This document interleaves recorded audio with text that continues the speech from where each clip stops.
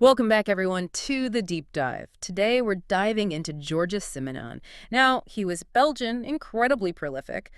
You probably know him best for Inspector Maigret, right? Those mysteries are classics. Absolutely. Huge output. But what happens when a master like Simenon, known for that kind of atmosphere, tackles something, well, much darker, something he himself called a hard novel? Yeah, that's a really crucial point Simenon himself made. He quite deliberately separated his the popular ones like Maigret, Mm-hmm. from his Roman doors, his hard novels.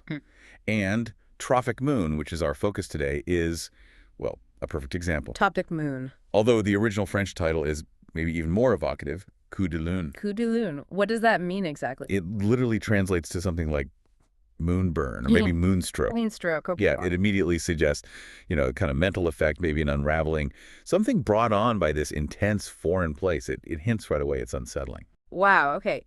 Coup de Lune. That title alone really frames it, doesn't it? It signals we're heading into some deep, murky waters, moral ambiguities in colonial Africa. Not your standard whodunit. Not at all. It's psychology under pressure. Okay, so let's unpack this. How does Simenon actually, build this disturbing world for us in the novel? Well, he starts with Joseph Timar. He's young, French, seems quite naive, actually. He lands in Libreville, Gabon, expecting a job. Right. But, the job isn't there. So he's immediately adrift. Mm-hmm. And almost instantly, really quickly, he gets pulled into the, let's say, morally questionable life of the local hotel, especially through Adele, the owner's wife. So there's no messing around. Simenon just plunges him straight in. Exactly. No slow burn. Simenon shows you how fast this environment, this sort of casual decay, can just swallow an outsider. And it is stark, isn't it? How quickly that atmosphere is set. Because soon after Timar gets there, things happen. A black servant, Thomas, is murdered. Adele's husband, who is sick anyway, dies. And what Simenon shows next is, well, it's chilling. Just the casual cruelty of the colonial setup. You see the European regulars, Timar included now, exploiting local women. Just treating them like property. Yeah, it's a really raw depiction of the power dynamics and the contempt. It just shows the rot that's right there under the surface. It's brutal. And what's clever, I think, is how Simenon uses these events. They're not just plot points. They actively strip away Timar's innocence, dragging him deeper into this moral swamp. Adele, who is, as you said, quite predatory. Right. She quickly manipulates Timar, gets him to agree to go after a logging concession for them. She promises the money, even though he's starting to have doubts. Right. And then they travel, don't they, upriver? They do, by riverboat. Yeah. And Timar gets sick, dengue fever. And while he's delirious, Adele does something strange.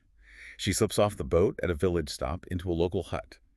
It's presented as this sort of vague, uneasy moment. Uh-huh. A bit mysterious. But it foreshadows something much, much darker that he'll figure out later. Yeah. And it's really through Timar's own breakdown, physically and mentally, that the true scale of the corruption comes out, isn't it? Yes. When he gets back to Libreville, he finds out they're framing a local villager for Thomas's murder. The servant who was killed earlier. Exactly.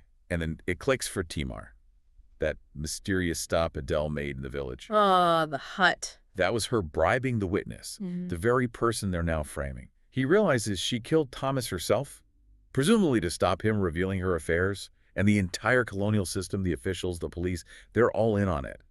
Wow. They're helping Adele frame an innocent man just to protect themselves, their reputations. It's systemic. The whole thing is rotten. So it's not just one person's evil act, it's the whole structure. Precisely.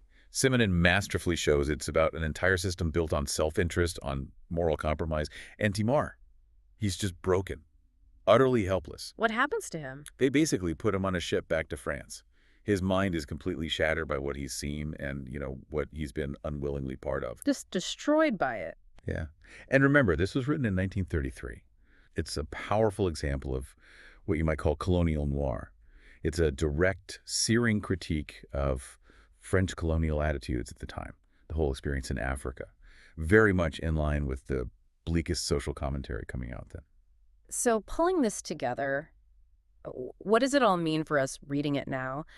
Tropic Moon is clearly more than just a dark story. Oh, much more. It feels like a really profound look at human nature, pushed to the extreme in this morally bankrupt colonial setting.